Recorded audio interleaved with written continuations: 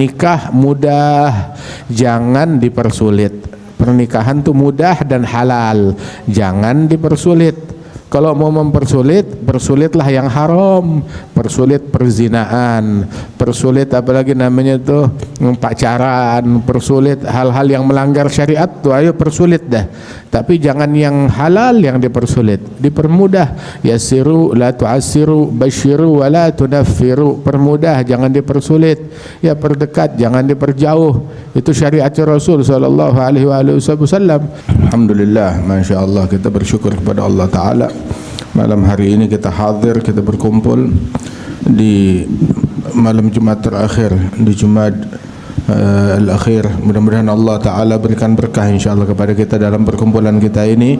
Masya Allah, datang ini malam tamu dari banyak tempat, bil khusus yang hadir tengah-tengah kita, tamu agung, tamu mulia kita, Syekh Jamal Farouk Daggak, yang berasal dari Azhar Syarif, dari kota Qahirah, dari Mesir. Mudah-mudahan Allah Ta'ala berikan berkah kepada kita di dalam kehadiran beliau di majlis kita ini, dan juga kehadiran para masyayikh, para ulama, para kiai, para asatidzah, para guru-guru yang hadir tengah-tengah kita. Mudah-mudahan diberikan berkah oleh Allah Subhanahu wa Ta'ala. Amin ya rabbal alamin. Masya Allah, kebetulan bertepatan pada malam hari ini pun juga kita membuka daripada kitab Sahih Al-Bukhari. Biasanya dibaca di awal bulan Rajab. Nah ini alhamdulillah, insyaallah hari Sabtu yang akan datang itu mungkin kita akan memasuki hari pertama di bulan Rajab yang dimuliakan oleh Allah Ta'ala, yakni Sabtu malam Ahad. Insyaallah tunggu pengumuman. Mudah-mudahan Allah Subhanahu wa Ta'ala jadikan ini Rajab yang paling berkah buat kita. Allahumma barik lana fi Rajab wa Sya'ban. بلغنا رمضان عين على الصيام والقيام واحفظنا من الآثام برحمتك يا ذا الجلال والإكرام ويا ذا الطول والإنعام. والحمد لله, Allah Subhanahu wa Ta'ala insyaallah berikan taufik. Hayya bilhan Hashim, fadhal habib. Allah Ta'ala berikan taufik kepada kita insyaallah di dalam membaca kitab Sahih Al-Bukhari yang insyaallah akan kita baca dalam waktu sekitar 2 minggu atau 15 atau 20 hari, apa yang dimudahkan oleh Allah Subhanahu wa Ta'ala. Sebagaimana kebiasaan para syuyukhna itu di Kuitang itu biasa menghatamkan Sahih Bukhari pada dalam kurun waktu 10 hari atau 9 hari di Kuitang. Begitu juga Andal Habib Muhammad bin Hadi bin Hasan Al-Segaf wa kathir indal masyayikh wa indal ulama. Wa hadis Rasul sallallahu alaihi wasallam adalah obat buat hati kita dan juga solusi untuk problem-problemnya kita. In tuti'uhu tahtadu. Kalau kalian mentaati sang Rasul, kalian akan mendapatkan hidayat dari Allah Ta'ala. Jalan keluar, solusi letaknya di situ. Dan juga Rasulullah sallallahu alaihi wasallam itu sampai beliau uktub la yakhruj min hadza illa haq. Tulis, tidak ada yang keluar dari lisan saya ini kecuali semua yang hak. Allah Ta'ala berfirman, wa ma yantiqu 'anil hawa in huwa illa wahyun yuha. Enggak keluar dari hawa nafsu, semuanya wahyu yang diwahyukan oleh Allah Ta'ala. Dan juga difirmankan oleh Allah Ta'ala kepada para istri kaum wanitanya Nabi Muhammad, wadhkurna ma yutla fi buyutikunna min ayatillahi wal hikmah. Kaji, baca apa yang dikumandangkan di rumah-rumah kalian wahai para wanitanya Nabi dari ayat-ayat Allah Al-Quran dan hikmah hadis Nabi Muhammad sallallahu alaihi wasallam. Memang di antara nikmat yang Allah berikan kepada kita di zaman sekarang, alhamdulillah, dengan mudah kita bisa mendapatkan kitab Sahih Al-Bukhari, kitab Sahih Muslim, dan juga kutubus sit yang lain dari ahadits Nabi Muhammad yang sudah sudah disortir, sudah ditashih, sudah disusun, sudah dirapikan oleh para ulama, para muhaditsin, hingga kita tinggal nerima di atas nampan hadisnya Nabi Muhammad. Maka kita baca, kita kaji. Sebab tu setiap omongan yang keluar, kullu kalam yakhruj wa alaihi kiswatul qalb allati minhu kharaj. Itu setiap omongan keluar dari seseorang itu dengan kemasan hati yang menjadi sumber keluarnya omongan tersebut. Manakala hatinya itu sombong, maka omongan yang keluar juga berkemas aura kesombongan, masuk ke dalam hati seseorang pendengarnya, juga mewariskan kesombongan di hati pendengarnya. Apabila hatinya ada kedengkian, itu omongannya pun juga ada kemasan dan aura kedengkian. Ketika didengar, bukan cuma omongannya aja yang masuk, tapi juga aura kedengkiannya masuk ke dalam hati seseorang. Nah, begitu juga bayangin kalau omongan ini bersumber dari Nabi Muhammad yang semuanya nur, semuanya huda, semuanya anugerah, semuanya hidayat, semuanya yakin, semuanya ilmu, semuanya kebaikan. Itu ketika masuk ke dalam hati seseorang, kira-kira itu hati bakal dipenuhi dengan apa? Makanya itu hadis Rasul sallallahu alaihi wasallam, "Hadza berkah nikmat dari Allah Subhanahu wa taala kepada kita sekalian." Alhamdulillah. Kita pun juga hadir tadi akdun nikah. Mudah-mudahan Allah taala memberikan keberkahan kepada kedua mempelai. Barik fil arusain, yaj'alhum maghfiratan 'ain, bijahi sayyidil kaunain wal hasan wal husain salafus salihin ya rabbal alamin. Diberikan keberkahan oleh Allah Subhanahu wa taala. Nikah mudah, jangan dipersulit. Pernikahan itu mudah dan halal, jangan dipersulit. Kalau mau mempersulit, persulitlah yang haram, persulit perzinaan, persulit apalagi namanya tuh pacaran, persulit hal-hal yang melanggar syariat tuh ayo persulit dah. Tapi jangan yang halal yang dipersulit, dipermudah. Yassiru la tu'assiru, basyiru wa la tunaffiru. Permudah, jangan dipersulit. Ya perdekat, jangan diperjauh. Itu syariat Rasul sallallahu alaihi wasallam.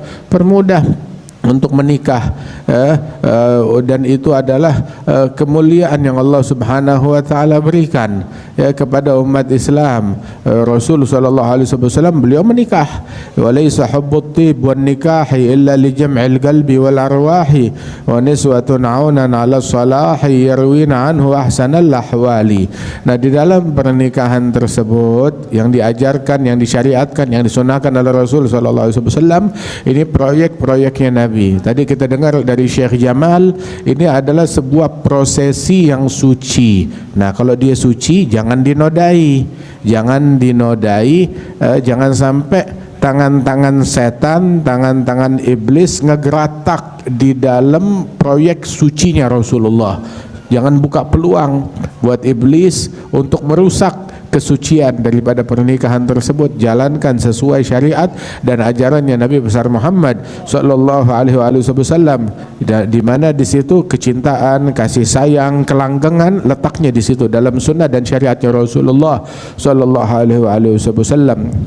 Nah, kemudian juga kita hadir juga di tempat ini, sebentar lagi kita bakal baca tahlil ya. Ini setahun daripada wafat orang tua kita, ibunda kita Hajjah Sofia binti Arsyad. Mudah-mudahan Allah taala angkat derajat beliau dan Allah taala angkat derajat Ami Hasan bin Abdul Qadir Basyrahil, dan juga insyaallah keluarga kita, orang tua kita diangkat derajatnya oleh Allah Subhanahu wa taala. Rasul bilang tuh di antara amalan yang enggak terputus juga pahalanya waladun salih yad'u lahu, anak saleh yang mendoakan.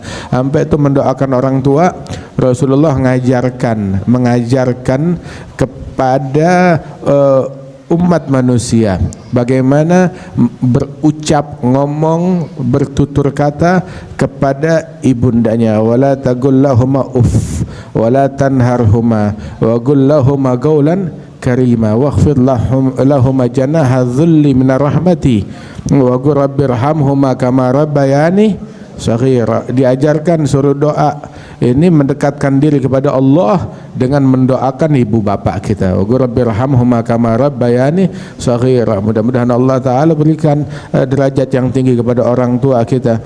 Itu albirrus salaf kama tadinu tudan. Kebaktian adalah investasi. Kamu berbuat, kamu bakal dibalas dengan hal yang sama. Kamu bakti bakal dapat keturunan yang bakti. Kamu durhaka bakal dapat keturunan yang durhaka. Itu disebutkan sampai itu di antara amalan orang dulu tuh amalannya simpel. Tahu amalannya apa? Enggak bilang tidak kepada ibu bapaknya. Enggak berani mengucap tidak kepada ibu bapaknya. Ya, kecuali dalam hal yang diharamkan. Amal lain daripada itu enggak pernah bilang enggak kepada orang tuanya. Bahkan Imam Ali Zainal Abidin itu magala la gat illa fi tasyahudihi laula tasyahudu lakana lahu na'amu enggak bilang tidak sama sekali kecuali dalam ucapan la ilaha illallah. Kalau bukan karena itu, la-nya dia semuanya na'am, na'am, na'am. Enggak pernah nolak orang. Dari kebaikan dan kedermawanan yang ada di dalam hati beliau.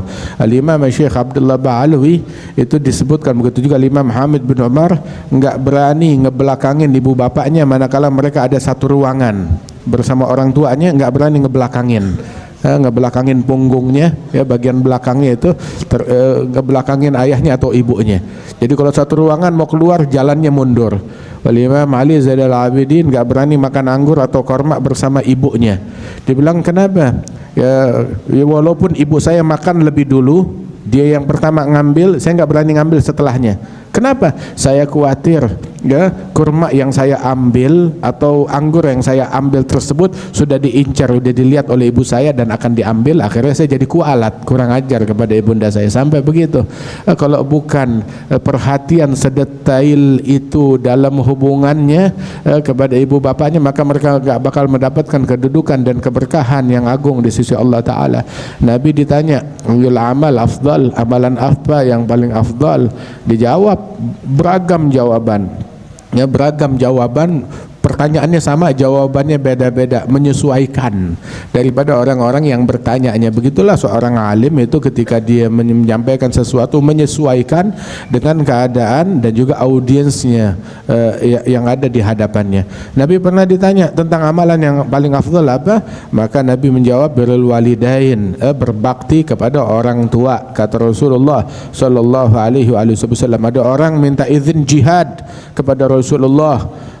Ditanya, kamu masih punya orang tua? Masih ada, ayah ibu saya masih ada. Gal ilzamu rijlaha fasammal jannah, lazimkan kakinya, surga ada di situ, kata Rasulullah sallallahu alaihi wasallam.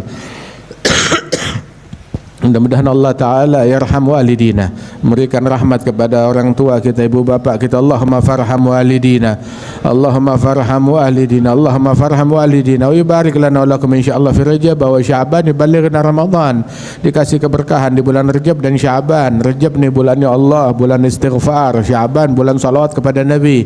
Ramadan bulannya Al-Quran. Ayo banyakin istighfar kepada Allah Subhanahu wa Ta'ala. Rajut hubungan kita dengan Allah Subhanahu wa Ta'ala di bulan-bulan yang mulia ini.